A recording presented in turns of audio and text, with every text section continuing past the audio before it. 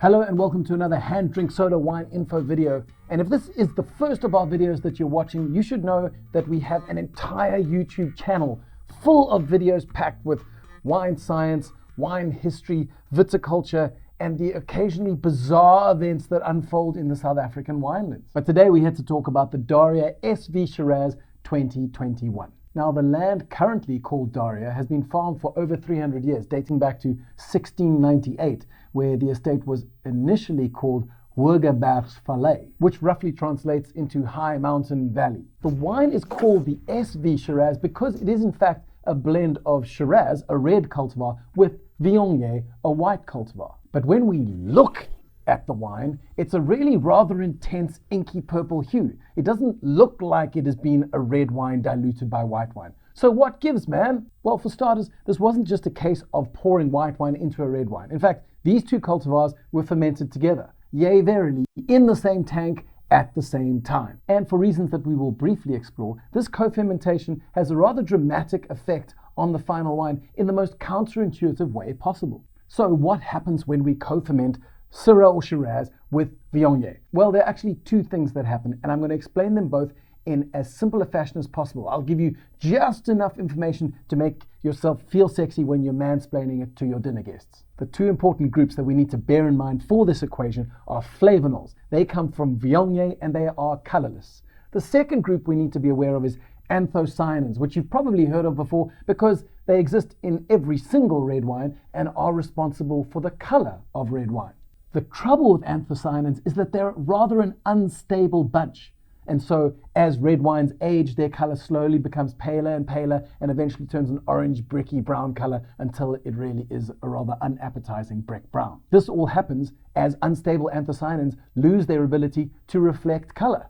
So the first effect to note with co-fermentation is that the flavonols in Viognier react with the anthocyanins in Shiraz to make these color compounds more stable, which is why even after a long period of time, a wine that has been co-fermented may have a far deeper, richer, more youthful looking color than one that has perhaps been fermented with Syrah on its own. And you might say, whoa, so hang on, after all that mumbo jumbo, what you're telling me is that the only difference I might spot will come into play 10 years after the fact, at which point I would then need to perform some sort of nigh on impossible side-by-side comparison with the Syrah from the same vineyard and the same vintage that had been fermented on its own? And I would say, yeah, but also no, because there is a second very interesting thing happens when Viognier's flavonols tap the horizontal bongos with Syrah's anthocyanins. The second thing that happens is that when these flavonols polymerize the anthocyanins and make them more stable, they effectively change the shape of the molecule.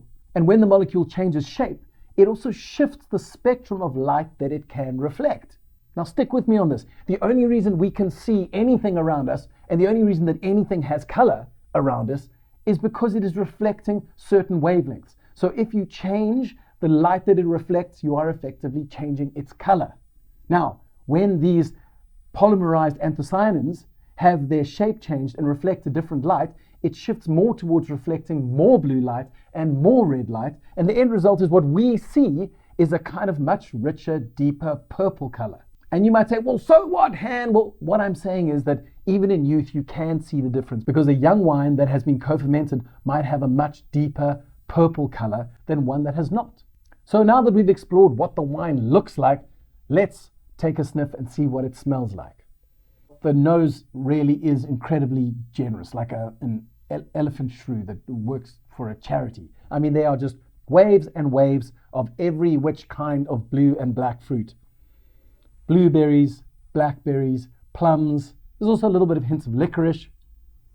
Definitely some oaky vanilla. When we take a sip, well, we realize that the very generous nose was really just a warm-up for what is another onslaught of large tannins and waves of fruit. In fact, it is kind of these velvety layers and layers of black fruit which are wrapped around some really rather firm tannins. So if you are someone who is scared of big wines, this guy is not going to be your friend for quite some time. However, if you are someone who is able to appreciate an absolute smorgasbord It's a smorgasbord of rather vivid, fresh black and blue fruits, then this wine will be right up your alley. Now, a Burgundian cynic might refer to this wine as a fruit bomb because it really has boatloads of fruit and slightly less acidity than some others might have.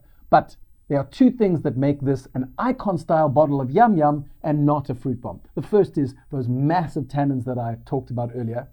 And the second is that right at the core, as the fruit begins to fade, there's this lovely, savory, almost black olive tapenade element that comes out the back with a little bit of oaky smoke.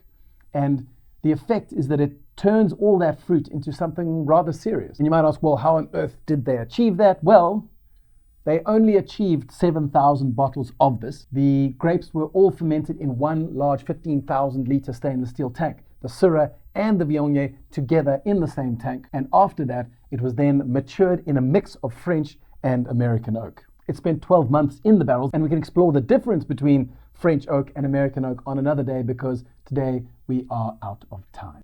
But feel free to hop onto the HanDrinksSolo website, leave your own review in the comment section below this video, or if you're watching this on YouTube, then don't forget to subscribe to the channel so that you can stay up to date with the 6 wine videos that I publish each month.